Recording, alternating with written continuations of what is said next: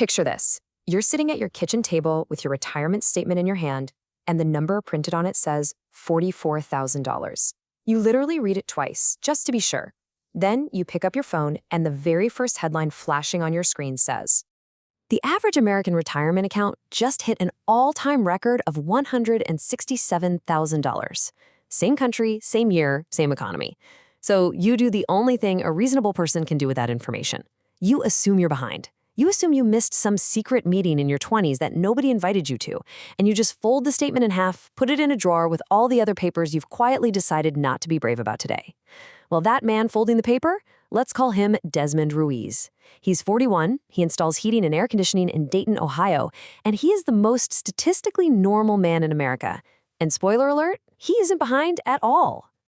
The reality is, Desmond's balance is exactly $44,000. Both of those numbers, they're completely true. Nobody lied to you. But the space between them is easily the most expensive piece of financial misinformation in your entire life. My name is Nick, and welcome to This Explainer. Today, we're going to find the man hiding inside that gap, because there is one. He's real, he's alive, he has a very nice garage, and he has absolutely no idea he's ruining your life. And once you meet him, you'll understand why every single shocking statistic about the average American is shocking for entirely the wrong reasons. Okay, let's dive into this little statistical trick, because once you see it, you literally cannot unsee it. When somebody says the average American, they almost always mean the mean. They add everybody up, divide by the number of people, and print that number. But in this context, that number is complete garbage. Why?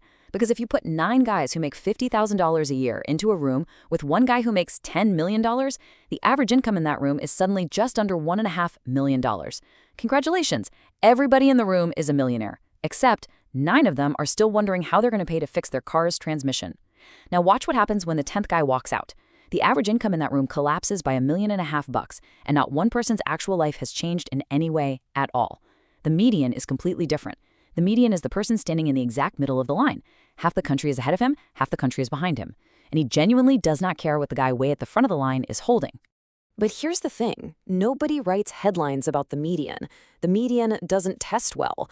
The median is a real person, whereas the mean is just a rumor. So let's meet the rumor in the flesh. This is Gerald. He's a 63-year-old orthodontist living in Scottsdale with $2.1 million in retirement. Gerald's a decent guy. He's very good at teeth. He earned a great living for 30 years and honestly didn't do anything wildly clever. But Gerald, along with a few million people exactly like him, are quietly averaged in. So our guy Desmond is quietly measured against that result, handed a completely crooked ruler, and left to conclude that he came up short. Let's look at how this illusion trickles down into the reality of everyday emergencies.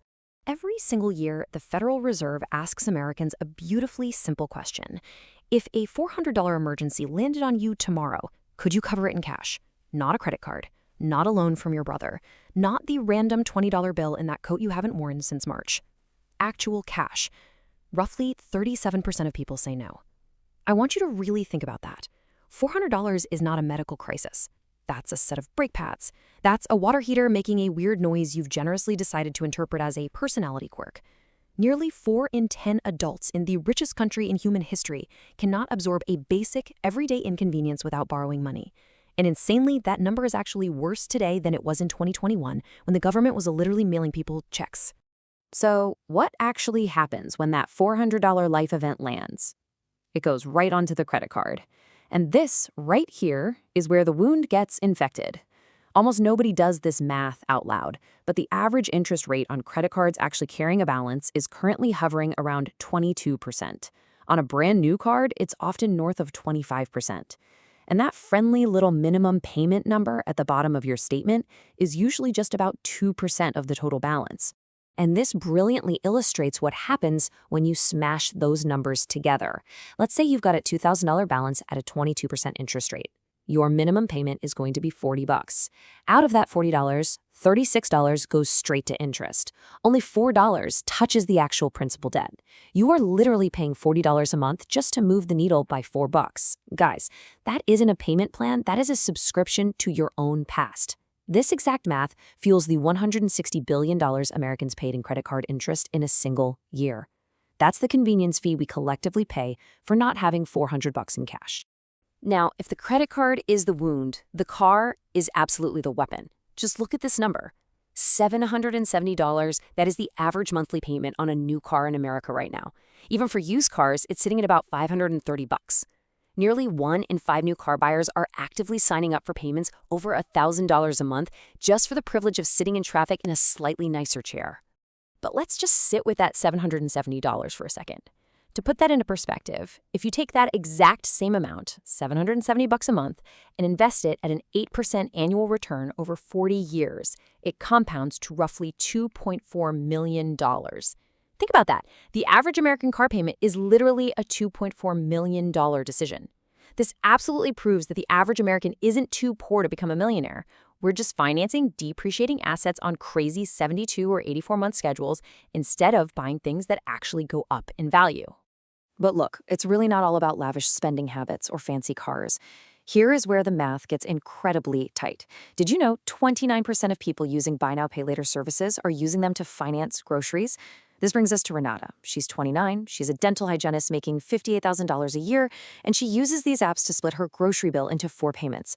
And she doesn't do this because she's frivolous. She does it because payday is Friday and her kid needs to eat on Tuesday, and Tuesday has literally never once been willing to negotiate.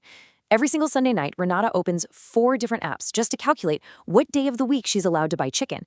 She isn't a cautionary tale, she's a solvency bridge with a smartphone app. And there are millions of people just like her. When you add all these individual stories up, you get a massive systemic picture.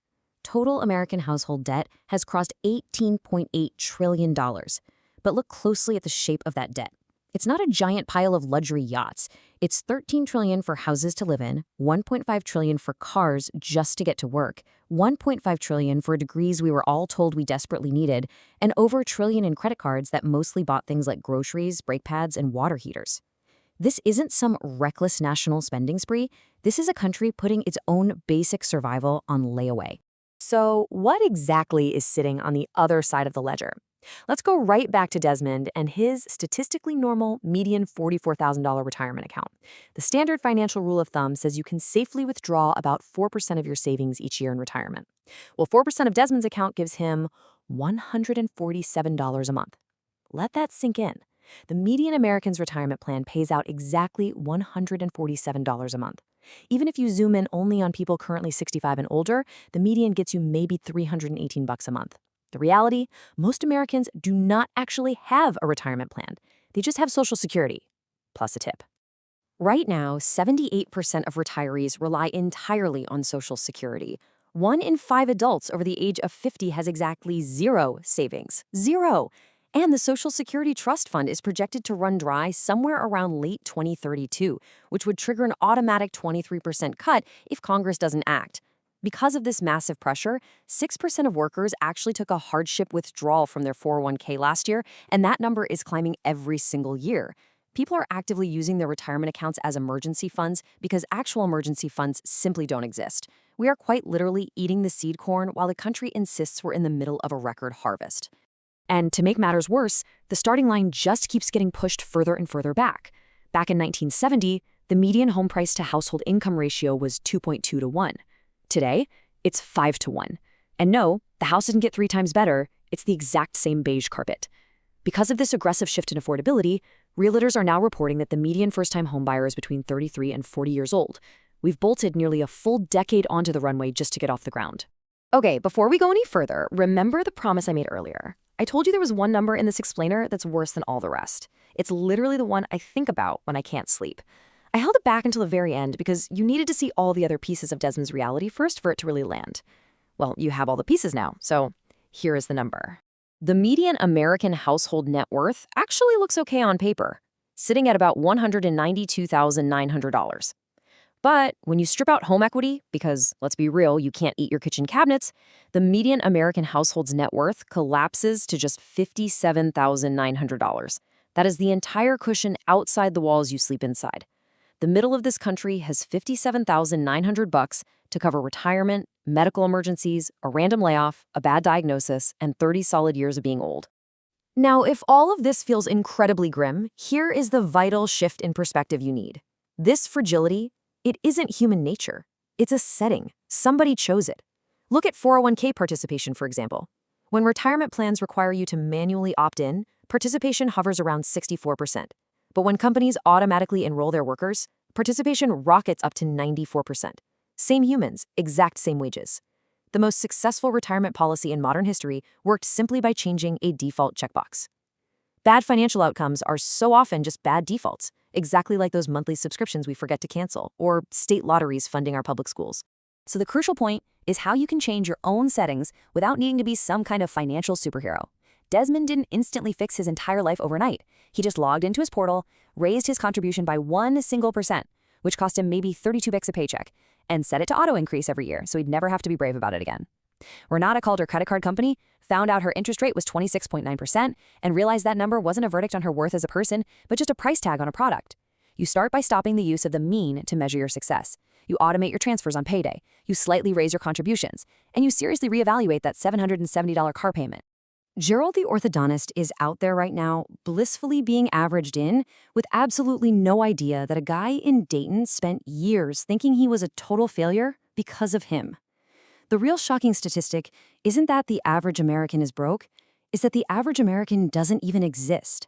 The real person standing dead center on the line has spent their entire working life comparing themselves to an invisible ghost and quietly concluding they came up short. Listen to me. You didn't come up short. You aren't failing. You were just handed the wrong number. So the only question left is, are you going to keep comparing yourself to a ghost, or are you going to go get the right number?